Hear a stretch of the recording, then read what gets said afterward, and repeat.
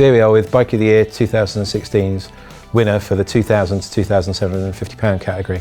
The bike in question is the Wilier Triestina GTR SL. Now, the GTR name has been in Wilier's range for a few years now, but for 2016 they've completely revamped it. The previous GTR, or the Gran Turismo Racing, was their previous Fondo bike, but that model was quite stiff, very aggressive, and split most of the people that rode it on whether it was a true Gran Fondo bike or whether it was a race bike. So for 2016 they've really addressed that.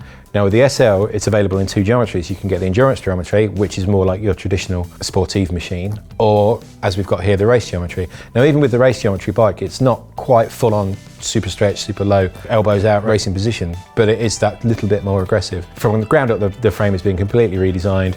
They've introduced a lot of features that have just given it that little bit of edge, that little bit more subtlety over previous models, and it's also put it ahead of the competition. So at the back end, they've dropped the seat stays a little, giving you that little bit more compliance, a little bit more available movement in the seat tube and seat post. The frame has been addressed for the current trend to move to wider tyres, so this bike ships a 25s, but there's plenty of room in there for going up to a 28, which is nice to see, and especially from an Italian brand. So what really sets this bike apart from the competition and what was probably the most competitive category in the whole of Bike of the Year, it was just the sort of way this bike goes about its business.